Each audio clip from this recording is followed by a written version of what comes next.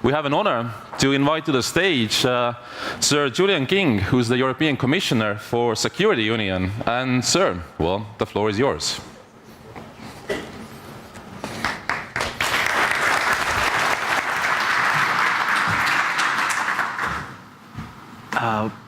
Well, I'm obviously a bit late to the party because I know I'm at a cyber conference when I walk in and discover there's a DJ, there are games, and you have scant regard for health and safety because you throw the microphone at people. I hope you had a good day yesterday. I'm sorry I wasn't able to be with you because I was with some of your colleagues at a Justice and Home Affairs Council in Brussels. But I was very keen to get here for today because I think this is an important conference that you've organized. And it's a very timely conference because as you were already, I think, starting to discuss yesterday, and I hope the discussion will continue today, we, the Commission, are coming forward with a set of proposals on cybersecurity, which you will, I hope, have a keen interest in.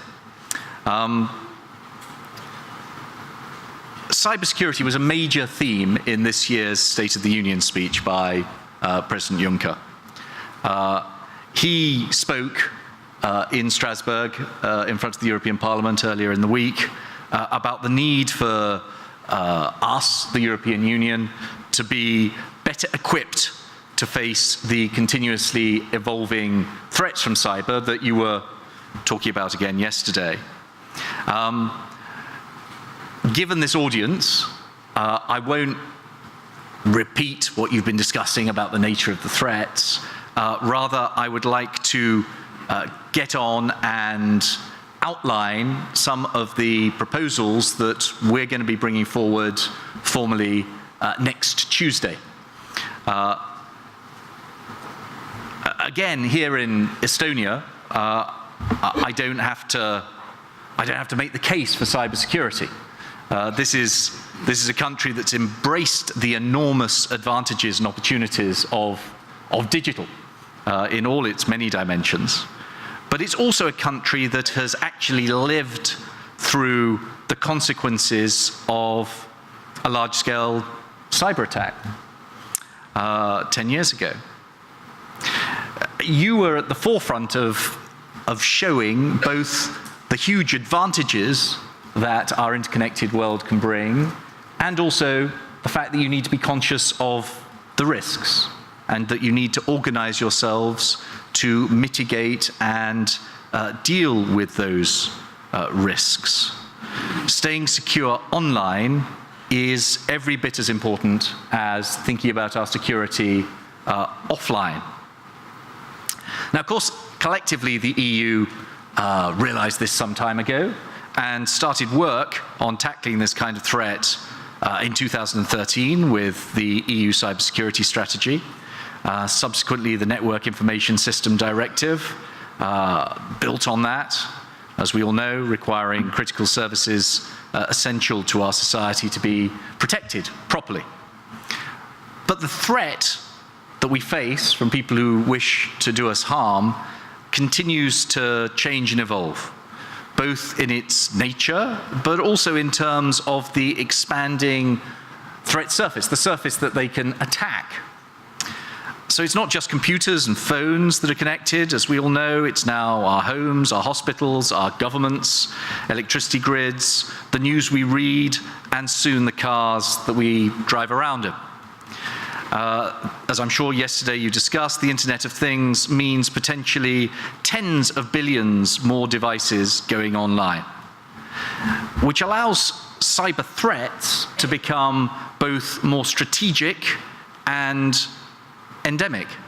Strategic because there's the ability to endanger critical infrastructure or even challenge our democratic institutions.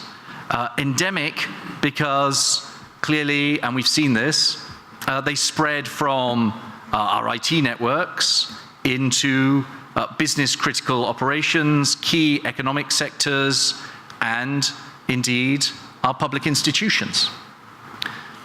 since 2016, more than 4,000 ransomware attacks have occurred every day, a 300% increase compared on 2015.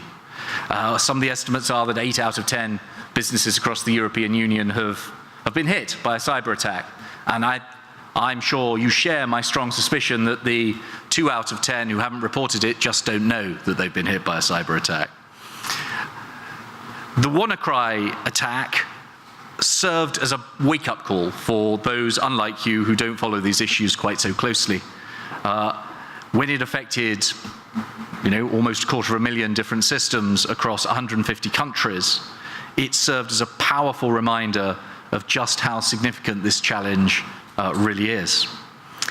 And the Commission wants to try and help promote a response to that, working with the member states, the other institutions, and crucially, with you. We're going to propose next Tuesday reinforcing our collective response on cybersecurity based on 3 pillars: resilience, deterrence, and defense. And in all of those areas, we need to strengthen cooperation, how we work together across all the different sectors represented here, and we need to focus at the same time on international governance and international cooperation. First, we urgently need to become more resilient. We need to make ourselves a harder target, harder to attack, and if we are attacked, quicker to respond. So the Commission will propose a new cybersecurity agency, as I think you heard yesterday, based on ENISA, but developing it in new ways and reinforcing it to help ensure a rapid and coordinated response to attacks across the whole of the European Union.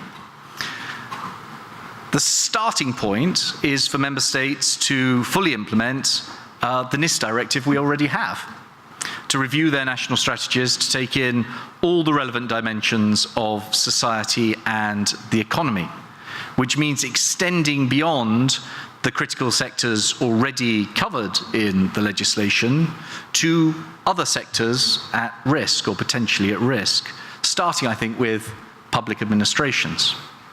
And to ensure that the computer security incident response teams, the CSIRTs that you're all familiar with, are properly resourced. That's the case in some member states, but it's not the case in all of our member states. From the Commission, we want to help and support that, so we will make funding available through the Connecting Europe facility.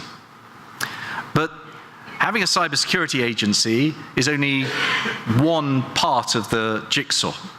That agency also needs to help ensure that those tens of billions of new products are sufficiently cyber resilient, both before they're put on the market and beyond, after that, as new threats emerge.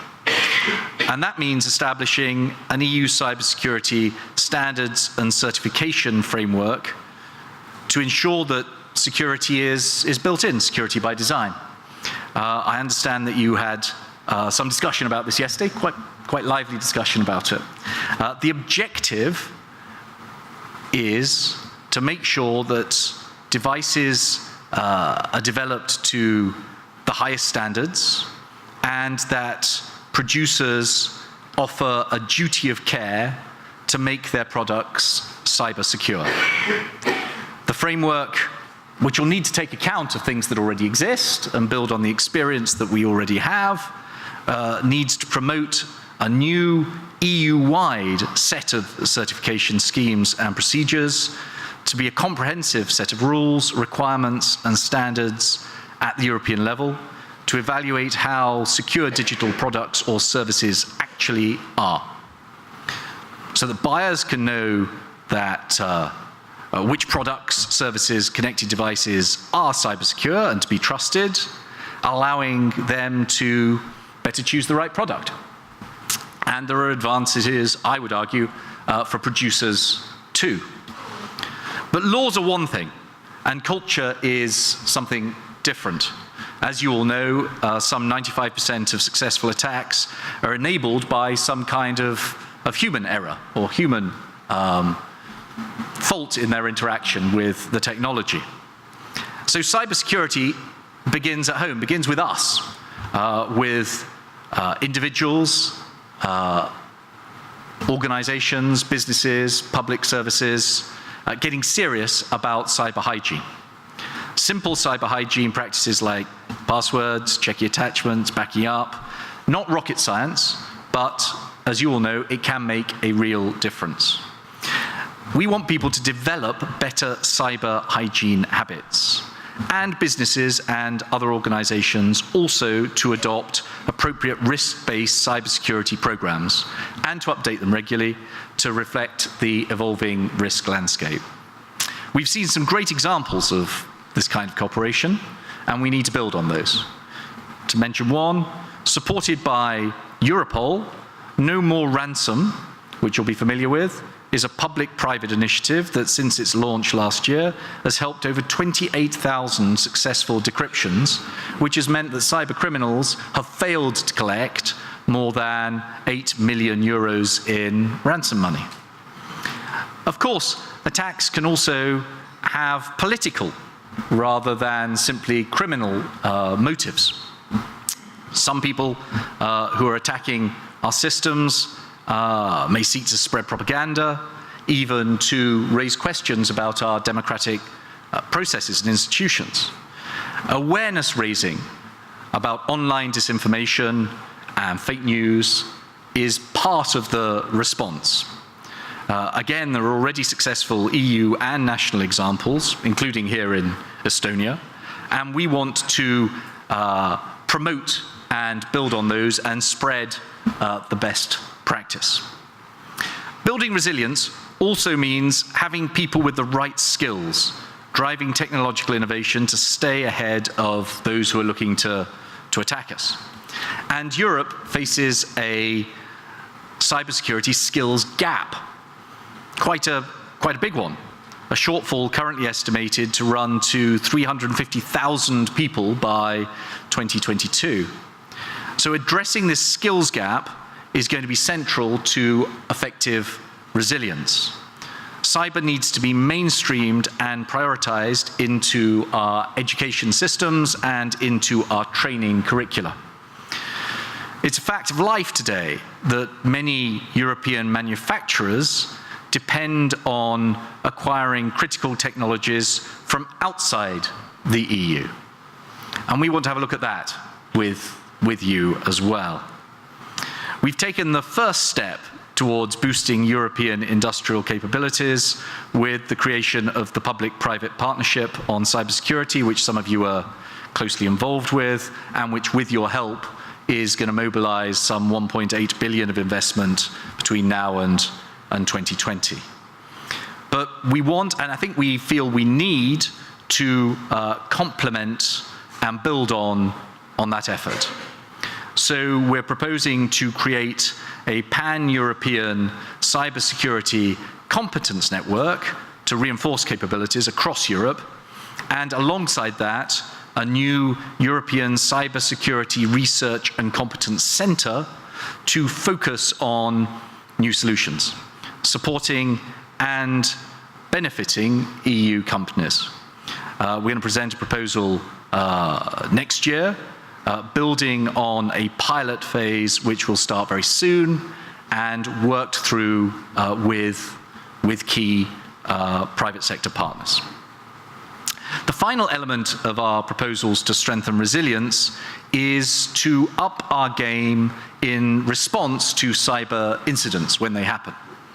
As recent attacks have shown, there are many different actors that need to be involved, and they need to work together swiftly and efficiently. So we've set out a blueprint in order to have a well-rehearsed playbook for how to respond to a severe cross-border incident or crisis. It issued this week. I'm sure some of you have seen it. And we obviously now need to test it and update it with all of the different stakeholders who are involved.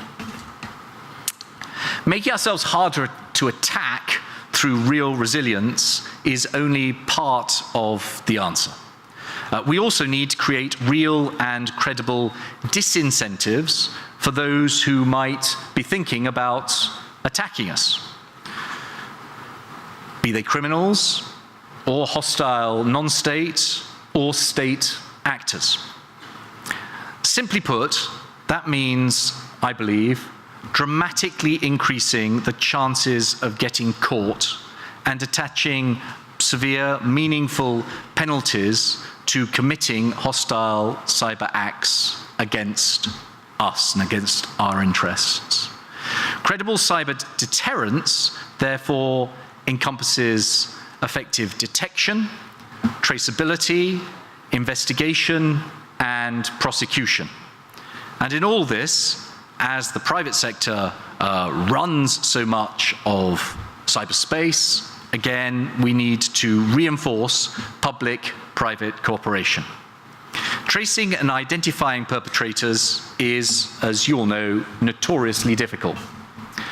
That's why we want to look at ways of identifying websites and IP addresses, including by encouraging the uptake of the IPv6 protocol, because it allows the allocation of a single user per IP address, which can bring benefits, I believe, to users as well as to wider cyber security.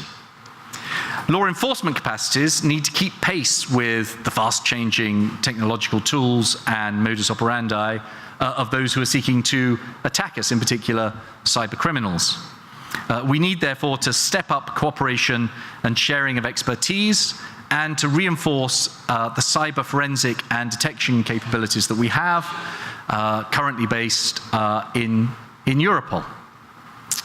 There are also challenges to access digital evidence. We want to tackle barriers to prosecution, including by facilitating access to electronic evidence wherever it is. Digital services and data flows are inherently cross-border, but the work of investigators and prosecutors is too often still set within national frameworks. So we will come forward soon with a set of measures to speed up the processes for dealing with cybercrime, terrorism, and other forms of digital criminal activity. To boost our capacity to prosecute and sanction hostile cyber actors, we've already adopted directives on attacks against information systems and on child sexual abuse. We're now adding to this with a new proposal addressing payment fraud, which is, as you know, more and more prevalent as a digital crime. Deterrence is not only about stepping up the law enforcement response, but also about stepping up the political response to attacks and building up deterrence through member states' defense capabilities. There's a clear international, political, and defense element to our approach on cybersecurity, because cybersecurity lies at the interface between internal and external policies, public and private sectors, civil and military, which makes it complex and challenging, but we need to cover all of those bases. We want to work with the member states to explore the scope for the EU Defence Fund to fund projects to help develop and strengthen capabilities, cyber defense capabilities in this area. And finally, we need to boost the current international processes to agree on the norms of state behavior, the applicability of international law, and confidence-building measures in cyberspace.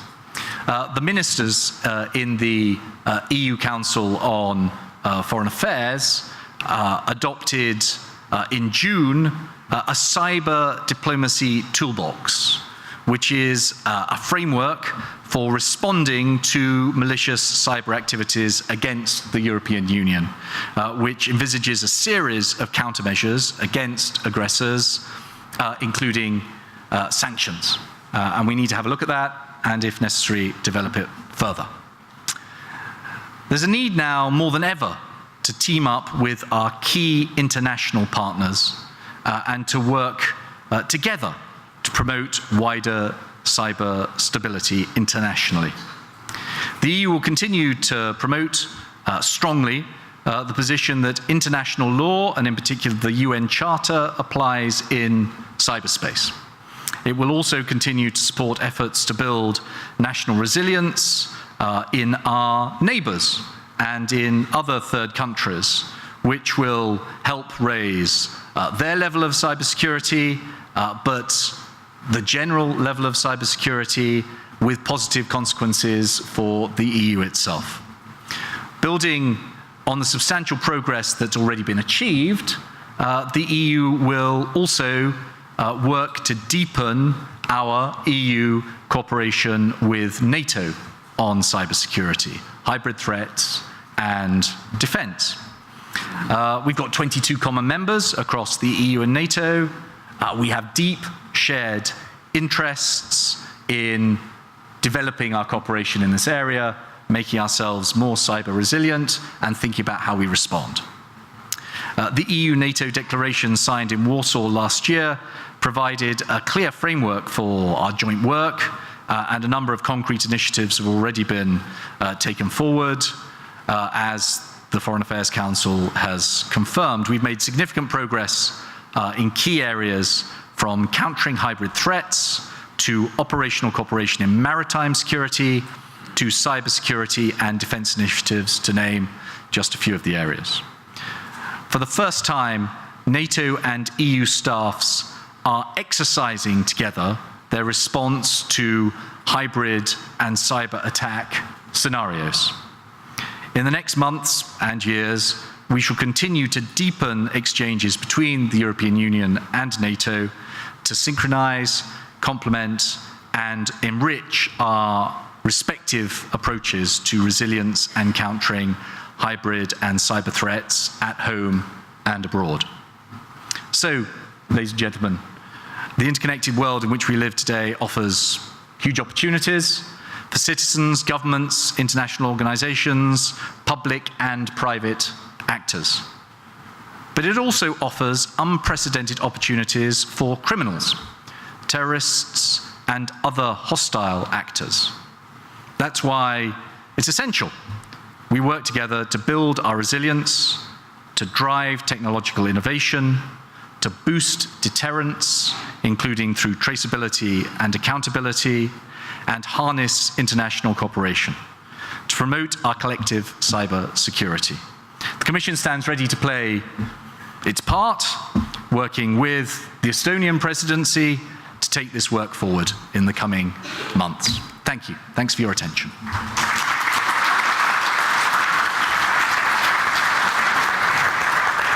Thank you.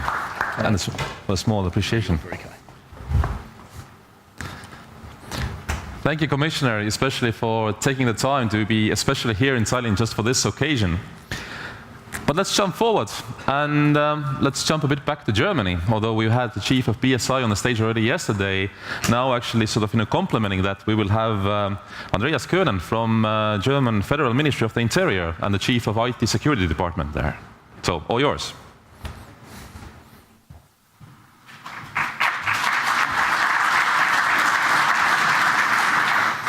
Ladies and gentlemen, we are early in the morning, but nevertheless, I would try to complement what Commissioner King mentioned and give some comments on the package the Commission issued or will issue on Tuesday. We discussed this morning already, and give some hints how we in Germany see this and how we will support it. That's the interesting point. Ladies and gentlemen, ensuring freedom and security is a core task of the state, also in cyberspace.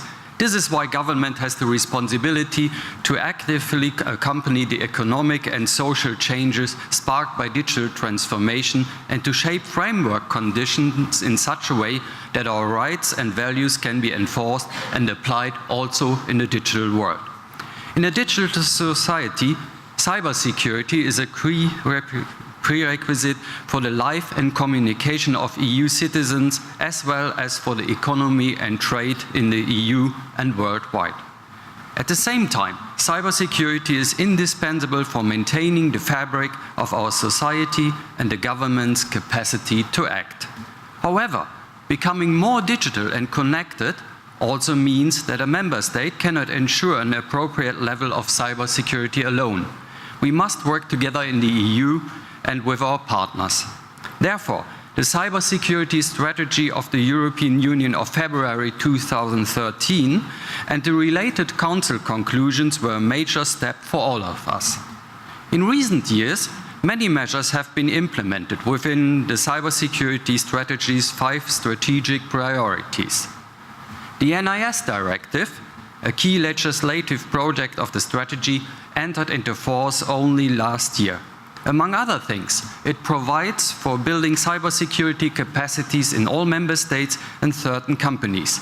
The member states are currently transposing the directive into national law. It was nevertheless necessary and important to evaluate the 2013 EU CSS this year and to develop proposals for adjusting and enhancing the cybersecurity policy. 2 days ago, the European Commission and the High Representative for the European Union for Foreign Affairs and Security Policy presented a joint statement on this. Further considerations on updating the European cybersecurity strategy must be made together with the member states, and because they have the essential capacities and competences in the area of cybersecurity. The key driver in our digital world is the dynamic development of IT. Keywords such as Industry 4.0, Big Data, Digital Assistant and Internet of Things describe current trends. Therefore, we can already predict that digital vulnerability will increase in all areas of our lives and activities.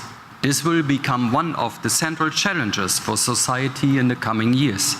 However, in the course of digital transformation, we also regularly face threats of ever-changing nature and intensity.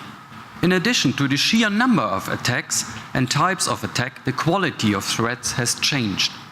Cyber threats and attacks are becoming more targeted and complex. Even in recent months, worldwide cyber incidents have affected businesses and critical infrastructures. Examples include worldwide infections with the WannaCry malware in May and with NotPetya in June 2017. Botnets pose an increasing threat. They connect numerous devices such as digital video recorders, TV sets, printers and security cameras within the Internet of Things and misuse them for massive cyber attacks, for example, for large-scale denial-of-service attacks.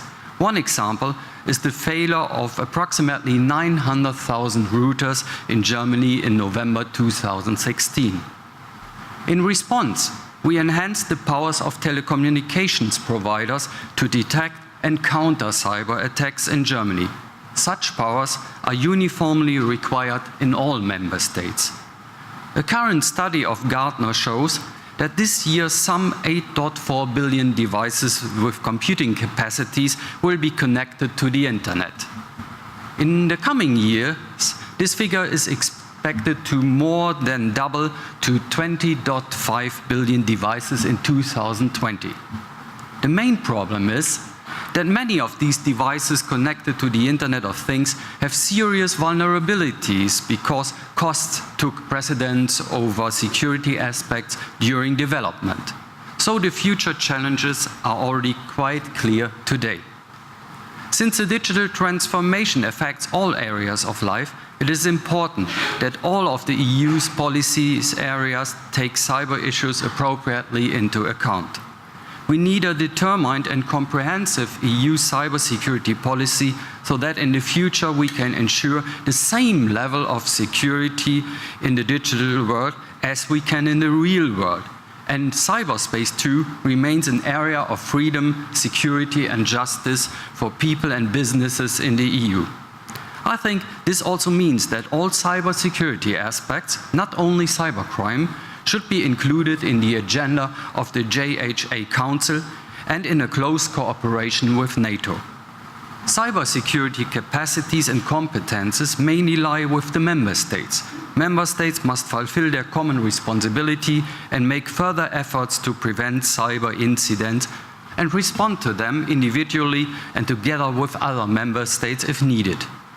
We all will have to improve the way we prepare also for major cyber attacks.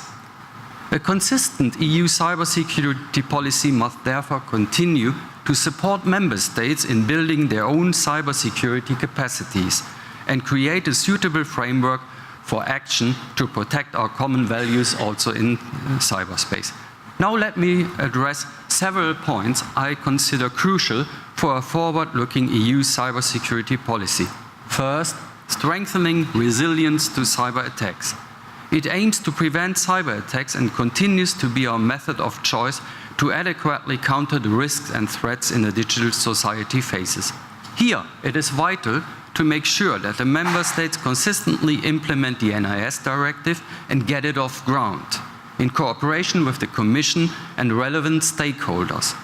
In this context, it is not enough to just agree on coordinated minimum requirements and reporting obligation for businesses and service providers. Building and expanding the member states' cybersecurity capacities as provided for in the directive is an integral part of a safe European Union. Operational cooperation between the member states, which is to be intensified through the CSIRT network, is one example. The sharing of information between the individual CSIRTs is mainly based on mutual trust. Sufficiently qualified and independent staff and suitable technical equipment are absolutely indispensable in this respect.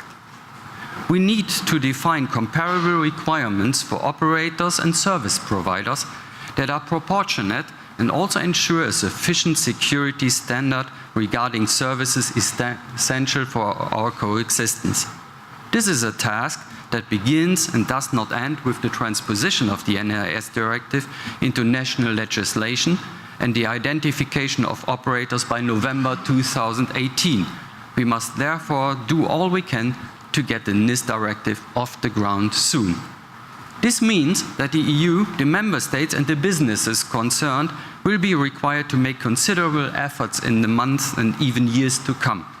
Additional regulation should therefore not to be introduced too quickly. Instead, it is necessary to act in moderation. Second, cooperation with the private sector.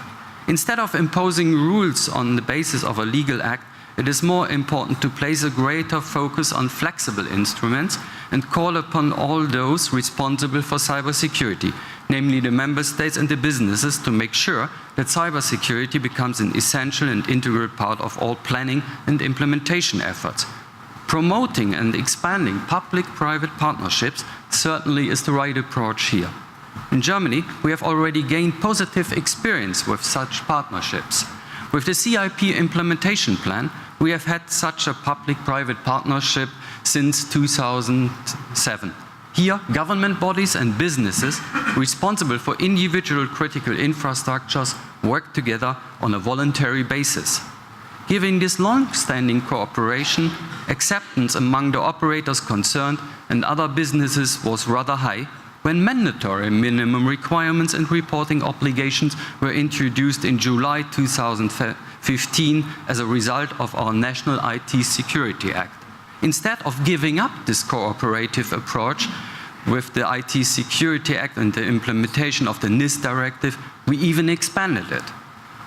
We participate in relative initiatives also beyond the field of critical infrastructures. For example, we initiated the Alliance for Cybersecurity in cooperation with the private sector in 2012. This alliance brings together all important cybersecurity stakeholders, approximately 2,400 participants at the moment in Germany, to increase cybersecurity and strengthen the cyber resilience. Other member states may still have to start such initiatives. However, in principle, such cybersecurity alliance should not be limited to the level of member states in a digital single market. Also at the European level, the EU must offer the private sector relevant initiatives and increase its support in this area. We also need IT security standards for the increasing number of connected products. In its cybersecurity strategy, the federal government approved the introduction of a quality label for IT security. The IT security features of products that can be connected to the internet should become more transparent for citizens. Together with the private sector, we are currently developing IT security standards for broadband routers and in the smart home area in 2 pilot projects. We will continuously contribute our experience at European level. Yet a quality label for products that can be connected to the internet is just one step in the way to a larger European solution to build higher standards of resilience into products and to underpin EU-wide market confidence. Therefore, the European Commission's initiative to drive Europe towards IT security, aside from national solutions, is highly welcomed. Concerning the proposed regulation on European ICT cybersecurity certification, the European Commission should consider the following aspects. First, it is very important that the European achievements in ICT security certification and the competitive advantages for our European industry that have been established in the last decades, especially under the certification framework of the SOGUS MRA that has grown to a community of 14 member states, must be saved and migrated appropriately. The proposal in the present draft disables future European certificates to be mutually recognized by other third-party nations, for example, non-EU CCRA nations. This is a major drawback for European IT security industry and also for the existing certification schemes, as they will no longer participate to global markets and will not gain expertise on pan-European products. So this MRA should be integrated and migrated from a member state-driven activity to a European institution. Second, European ICT cybersecurity certification is not only a matter of the digital single market, but it is also of interest to the public and to the national security of the member states. It must therefore be ensured that the member states will play a major role in the proposed regulation. For example, nations should be able to propose new schemes as they are in the need of certifications and should be allowed to pilot those. And last but not least, a future European ICT cybersecurity certification should guarantee the independence and standardization and evaluation by providing an appropriate accreditation system for the labs, also satisfying the security interests of the member states. Third crucial requirement, a European cybersecurity architecture. In a digital and interconnected world, cybersecurity is an important factor in business location decisions. This is why there should not be a two-speed Europe. ENISA therefore plays a key role in shaping the EU's cybersecurity policy. It is therefore right and necessary to give ENISA a stronger and, most importantly, a permanent mandate. This will enable ENISA to better perform its important task of supporting the institutions in the EU and the member states in ensuring cybersecurity in their respective fields. Building operational capacities, however, is out of question. We all will have to improve the way we prepare for major cyber attacks. To handle large-scale incidents, cooperation among the member states and with NATO must be improved and intensified. Of course, this also means that we must be prepared for cyber incidents with severe national and cross-border impacts. It is essential that we address, examine and answer the remaining questions without delay. With the CSIRT network, a central body for sharing information and technical and operational level was set up. Once it is fully operational, the CSIRT network can make an essential contribution to ensuring common situational awareness by increasing the amount of information available at member state level to assess a specific situation. However, possible reports or evaluations within the CSIRT network can neither replace nor reflect a national position of the member states. A joint understanding can only be reached on the basis of national conclusions and evaluations. Crisis communication in case of a cyber incident follows the same rules as any crisis communication. Guidance and responsibilities have already been established. These established rules and mechanisms on communication in crisis situations provide for ways to reach a joint understanding within the EU on the basis of national assessments. They also apply to large-scale crisis and cyber incidents. However, it is necessary to further specify these rules. The Council and the Member States also play a key role in this context. Furthermore, it still must be clarified whether in addition or to the existing structures, new instruments and mechanisms are needed and appropriate. We cannot afford parallel structures and bureaucratic hurdles in this endeavor. Ladies and gentlemen, the digital transformation represents a great chance, and cybersecurity is the major challenge of the future. The EU and its member states are among the world leaders when it comes to ensuring cybersecurity. Now it is important to continue along this path and face the challenges posed by the digital revolution together with all responsible stakeholders. Thank you very much for your attention.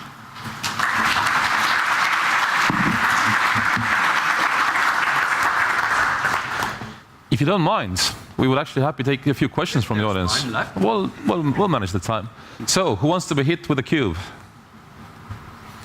Really? No questions for the Germans? I'll give you time to think for a moment, but I'll ask the first one. I'll zoom into one bit among many things that the Commissioner mentioned, and really the issue of skills, right? And perhaps it comes really from my own sort of context, but let's say if we look forward, really the gap and the availability, or the little availability of skills and the lack of specialists is perhaps the biggest challenge. And I mean, Germany being the biggest sort of country population-wise in Europe, I mean, do you still face it yourself, and what's your approach, let's say, to solving this? Yeah, for getting enough people to work on all this, then this is a large program on any level you look at, starting from the cities and towns, ensuring cybersecurity for the citizen in very concrete instances. We need a larger program and a reshaping of education in cybersecurity. And that's what we are planning. We are trying to enforce from the public side more studies and in our universities to gain the skills and the professionals we need to ensure all the questions we have here. So we have a program in university, and complementary we will set up programs in public services.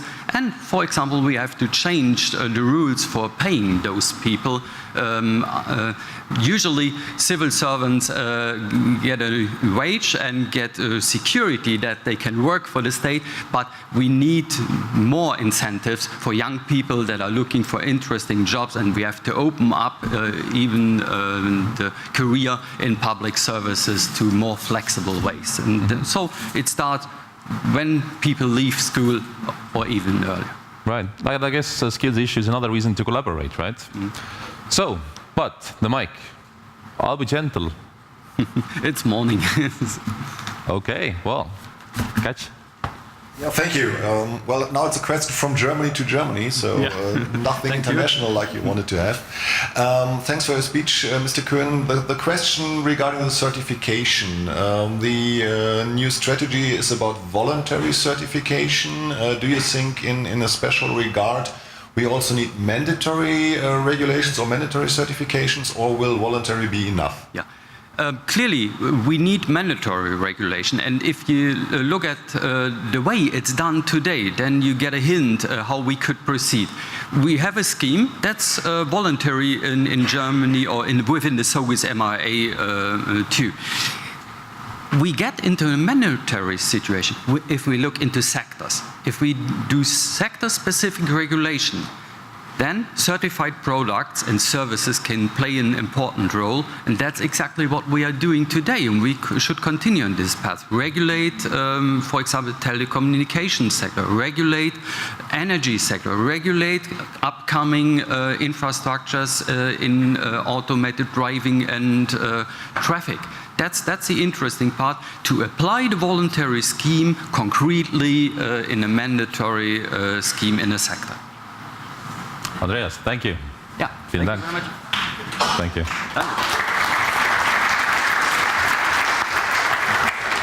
Don't worry, I'll ask the mic back. But in a spirit of public-private partnership that is so key to the cybersecurity scene, well, the next speaker on the stage will be from Airbus, and the Vice President of Product and Cybersecurity Program there. Well, funny enough, to me, he's a curious character because he went to cybersecurity from innovation area, but I'll let him explain that himself. So, ladies and gentlemen, Simon Bradley.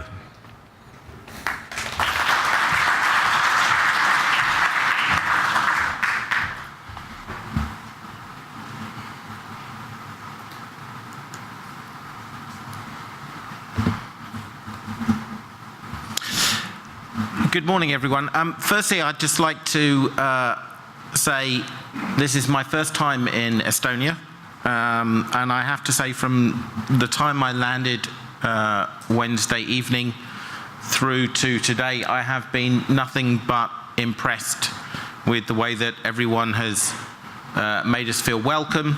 Everyone is smiling, very happy. I have to say it's been a very positive first impression, and I hope that that continues. Certainly in the UK we could do with some tips on customer service. So, in the 1960s, the nations of Europe came together under a realization that in order to compete with the growing strength of the US aviation industry, it would be necessary to create a European ecosystem that would enable the many national industries to cooperate, pool research and development, and manufacturing. Our CEO, Tom Enders, at the time, who was CEO of the commercial aircraft division, said the creation of Airbus was a revolution. And I think that the vision to create a European aerospace company that could compete on a global scale, created by people who believed that Europe had the capability and the innovation to succeed, whilst promoting cutting-edge technologies and scientific excellence, has contributed to Airbus's progress on the global scale. And it's important to understand the scale of this European vision. Here are just some of the iconic products delivered by the companies that joined together to form Airbus many years ago.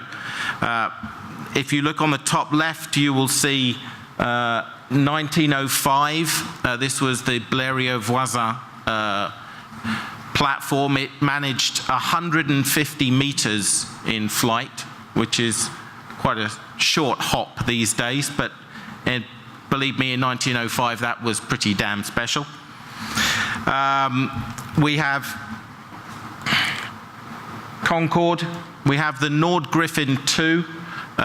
This was a very special aircraft. It was never made to take or do anything other than test an engine. So they basically built an engine and then shoved some wings on it.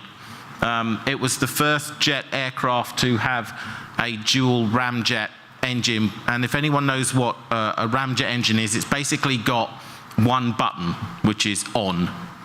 There's no speedo, there's just a button that turns the thing on. The chief test pilot of the Nord Griffin back in 1956, when he broke Mark II, won the Harman Kardon Trophy, which was basically what they give to mentally insane people that fly stupid things. But Andrei Turkat went on and became the chief test pilot for Concorde. So if you go back through our history, you'll see a lot of European aerospace together. This is another great example. This is the famous Messersmith Bubble Car. So after the Second World War ended, Willy Messersmith had 30,000 engineers, and he wasn't allowed to build aircraft anymore as part of the agreement. So he decided to revolutionize the German automotive industry and created a car that would fit into the existing road infrastructure and was taking as little petrol as possible because there was a shortage at those times. And the last one is the Beluga, which I particularly like, which is actually a plane we built just for us to ship all of the bits of other parts of planes around Europe to get to Hamburg and Toulouse, where they can be attached like Airfix models. This one's actually loading supplies for the aid effort for Hurricane Katrina. And in fact, in 2019, there'll be a new version of this called the Beluga XL, which I've been reliably informed is going to look just as silly as the one that you see on the screen.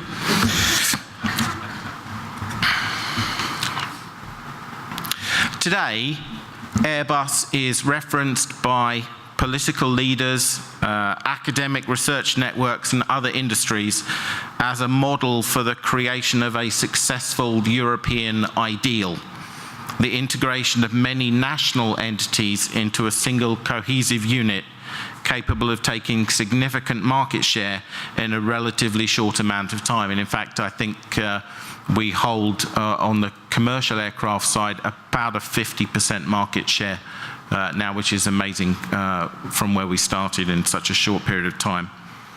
Of course, I would say this integration wasn't without the occasional bump in the road. I remember when I joined in 2006, we were still a company that was governed by national drivers, jobs, industrial footprints, export statistics, ministers lobbying for one country to get something over another. We had two CEOs. We had a French CEO and a German CEO because they couldn't agree to have one. And in order to manage them, we actually had two chairmen as well. So we had a French and a German chairman to manage the alternative French and German CEOs. And also, even within countries, some of the large foundation companies that went in to make Airbus occasionally battled within those countries, insisting that they could use whatever processes, methods, and tools they wanted as long as it was the one they had. And so every other part of the company had to transform and change their particular processes and software. So I think it's fair to say it took a while to get going. And I guess it's probably not a great surprise in hindsight. There were some very strong founding companies. If you look here, this is the office that I had when I moved to Paris in 2007. This is the home of our Research and Innovation Center in France. And it is literally Blériot's original factory. If you go down to the basement, there are blueprints on the walls of some of his initial aircraft. And then when I left Paris in 2011 to take up a position when our CTO moved to Germany, this is the office which up until last month I have occupied, not all of it I would point out, just a little tiny one in a corner, on Willy Messersmith Straße, which I think you can say as a Brit that was slightly weird, but it shows again the European cooperation. And notwithstanding these challenges and many others that the aviation industry has faced over the last decades, transport infrastructure, terrorism, the vision goals in the minds of the people that first thought about the concept of Airbus has ultimately led to the company that it is today. And in fact, very recently we've just delivered our 10,000th aircraft, which is, I have to say, pretty amazing. This would not have been possible without the clear push to ensure that Airbus, and by that I mean its people, its facilities, and its infrastructure, has the ethos of a team, where each component adds to the overall value of the whole, making it greater than the sum of its parts. An ethos where we strive to create a working environment that drives individual accountability at the service of the collective.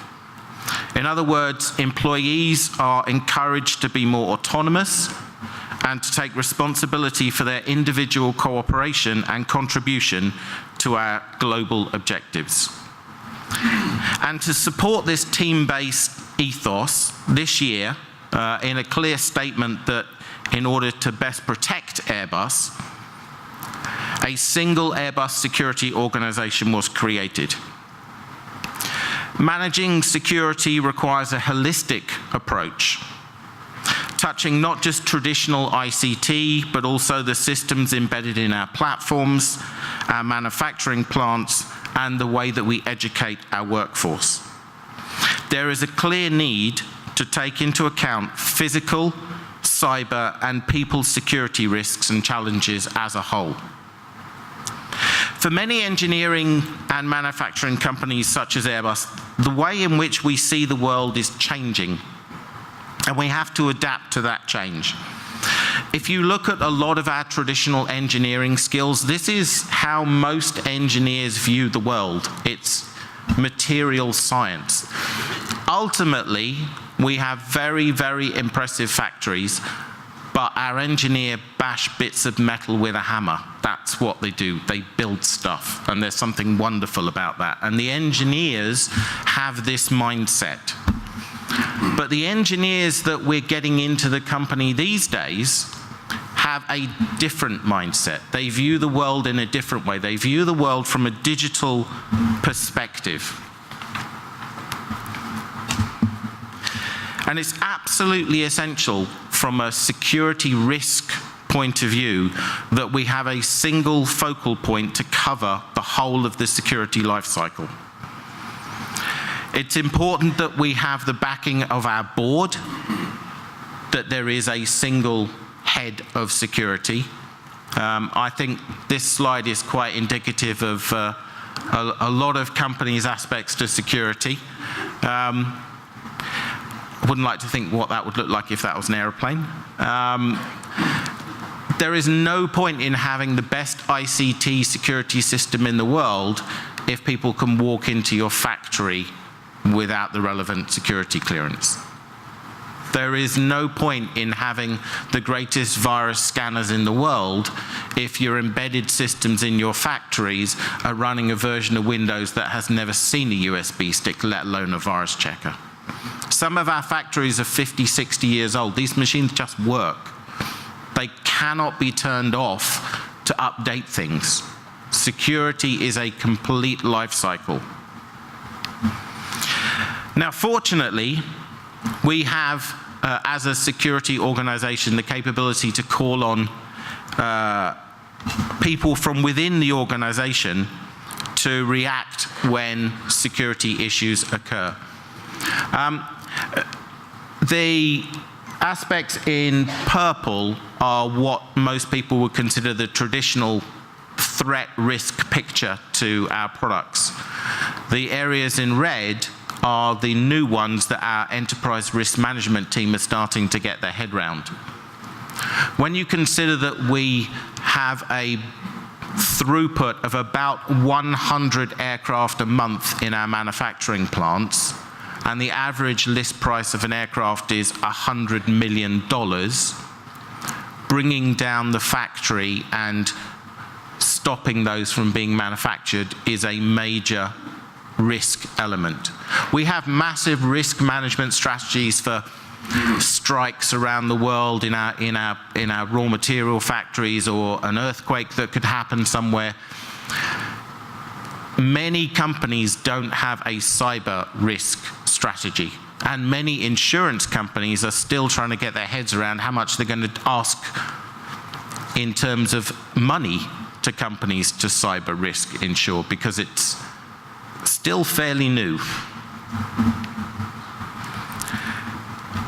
The question of how we can best protect ourselves from the rapidly expanding cybersecurity challenges we face is indeed a key one for people here today, many of whom share the collective responsibility. And indeed, inside our own aviation industry, there have been several strategic announcements about the creation of European-wide aviation cyber protection organizations, as well as industry-driven approaches to holistic security. These approaches will only succeed if it is understood that security is a chain. You need to harmonize the specifications and requirements and address all the stakeholders. And to deliver such a capability for Europe across all industries, all critical national infrastructure, and ensuring that the aspects of daily life that our citizens rely on remains resilient, and that when attacked can be brought back to required functionality as quickly as possible and with the least amount of impact is not simple. We have to balance the security needs of individuals, companies, industries, and member states, whilst providing border-free capabilities and sharing of information, as cyber attacks and the people behind them do not respect national borders. The concept of a cyber rapid reaction force for Europe is not new. Indeed, if you look at other regions in the world, in 2013, under the auspices of the Cyber Warrior Act, the National Guard in the United States announced they would be creating small teams in every US state, with the realization that the teams would rely primarily on part-time soldiers and National Guard who already work as cyber experts in the private sector. This enables the US military to tap at a minimal cost, highly specialized know-how that they cannot pay enough to retain in their own ranks full-time. And this is something that Europe needs to consider now. There are other examples of similar formal and informal networks that we can learn from at national and regional level, such as in Singapore, Russia, China, and indeed inside several European member states. But there is currently no organized capability at European level to be able to respond quickly to a coordinated attack on our infrastructure. Such has been recently seen through ransomware attacks and targeted attacks against power networks. This year, the European Cyber Industry Leadership Group, known as ESIL, will be publishing a report on how such capability is being delivered in other parts of the world, where we stand in Europe with our own national cyber reaction forces, and how such a European vision could be delivered. I would encourage those people tasked with the thinking, testing, and implementing of such concepts to remember what we have managed to achieve at Airbus. This is not an easy problem to solve, but like our predecessors who had the vision to imagine an integrated European aerospace and defense ecosystem that became the company known as Airbus today, we know it's possible. We should not let the size of the task deter us from starting. As Zig Ziglar once said, you don't have to be great to start, but you have to start to be great. Thank you.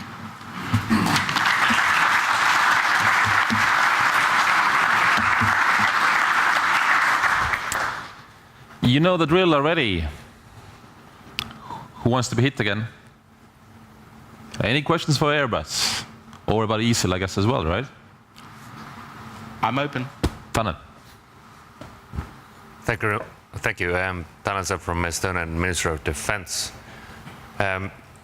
If there was this rapid reaction team on the EU side, and you being from the security office of Airbus, would you let this team inside your company? If you look at our offices in France, our Chief Product Security Officer works in Toulouse, Pascal André. He's a Senior Vice President, he's on the board, he has global control over all of the security. He's also a reservist in the French Army, and he provides his time for a certain number of days a month to be able to do that. So yes, absolutely. Because I'm not talking about doing this from a Airbus defense and space, we can make money building cyber stuff. This is about the protection of European infrastructure, and it affects absolutely everybody. All right, we have another one. Thank you. An excellent speech. So you obviously have no shortage of engineers in Airbus, and those engineers are tasked with making the airplanes safe and the engines safe and providing the safety for the passengers. We don't do the engines, just to clarify. Other people do the engines. All right. We've had some issues with engines recently, it's not us. Okay, thank you. So, what do you think the software people who are responsible for the safety and security of software can learn from the people who are tasked with making mechanical systems safe and secure? Thank you. It's a very good point. And in fact, if you look at the A380, you're looking at 120 million lines of code on board that aircraft. We are quite fortunate in that we have quite a regulated industry, so we have to provide deterministic software, so it's not probabilistic. In order to be able to fly, you have to determine every single event.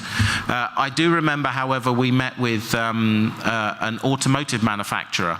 I won't mention who they are, but we met with them a couple of years ago, and we wanted to learn from them because they make cars and their product life cycles are really much shorter than an aircraft. So we felt our software engineers could learn a lot from them. And then we sat with them, and the first thing they opened up with was, we're really hoping to learn a lot from you because you build planes and they're really safe and secure, and we need to apply quality more to our cars. And we thought, well, hang on a minute, this is the other way around. So I think everyone is in the same boat. You know, there are only two things these days on most cars that are still manually controlled. One is the bonnet and the other one is the window on the driver's side, and that's because it's certificated. There are 27 ECUs in the new Jaguar XF. Everything is controlled by software, and planes are going the same way.